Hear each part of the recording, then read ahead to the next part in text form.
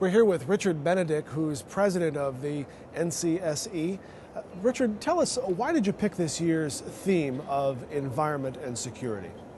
I think it's becoming clear that environmental trends and dangers are growing rapidly with time, and that it's now appropriate to really take a look at what bad things might happen, simply because our society in general is not paying enough attention to doing things to mitigate climate change. For example, climate change is probably the biggest threat, and we still have in our country millions, perhaps tens of millions of people who don't believe there's a problem at all, even though virtually every respectable scientist in the field is warning us about the danger of climate change. And as I mentioned in my opening remarks this morning, nature does not provide us with convenient early warning systems. And I had that as my own experience when I was in the State Department as Ambassador for Environmental Affairs. I was the chief U.S. negotiator of the Montreal Ozone Protocol.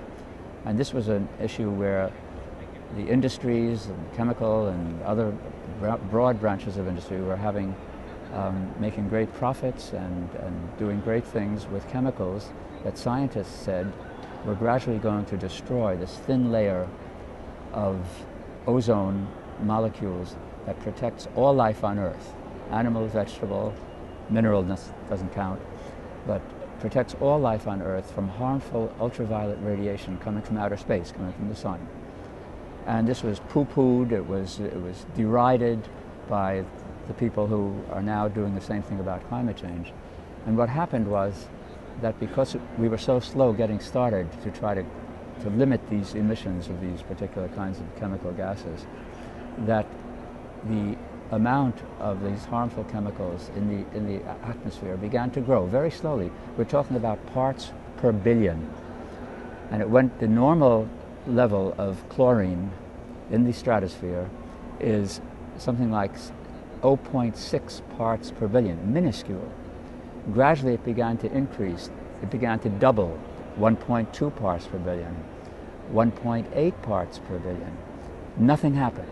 And of course the industry and the people who make money out of it were saying nothing's going to happen. When it reached 2 parts per billion, it crossed a tipping, what scientists call a tipping point.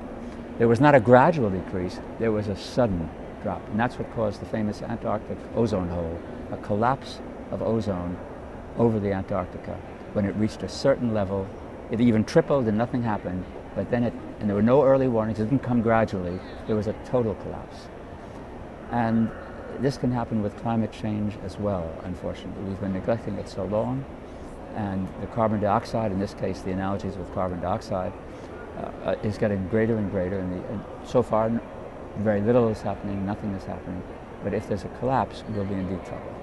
There are people here assembled from all different types of sciences. What do you think is the greatest threat as far as security is concerned, as far as global climate change is concerned? What do you think the one thing that's affecting it? Well, I think that a change, a great climate calamities, for example, flooding, many states, many cities of larger countries, and many small states will be overwhelmed by rising sea level, for example. Scientists say this is clear.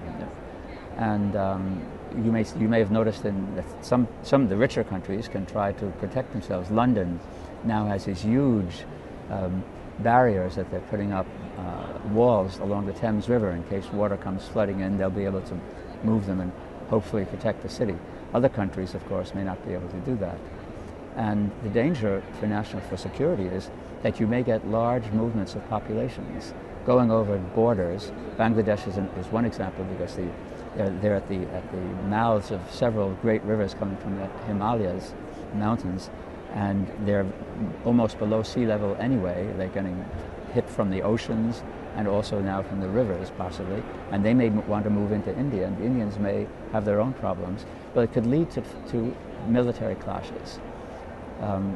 It can affect our own, for example, our Navy. An admiral told me a few years ago that yes, he was quite aware of climate change because there are cruisers in some cities when they were going to pay a visit that they noticed that the bridges were getting too close to the antenna because there was a sea level rise, and that was being reflected in these rivers coming from the oceans. What do you hope conference goers leave with a sense of? What do you hope that they take away from this and to sort of improve the... I think most of the people here obviously are interested in the environment, so you might say that they're already, they've already converted in a sense. But I think they'll come back with a renewed sense that there are reputable scientists and people in the government agencies and especially in the military who are concerned also about the potential of a climate collapse or changes in climates that could represent a threat to our own national security.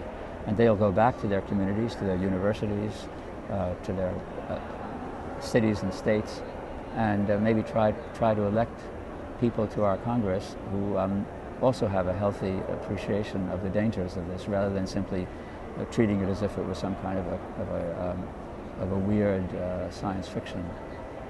Thank you, Richard, for joining us today. It's been a pleasure to be here, and I'm glad to have you here also to see the conference, and hope you enjoy it as well.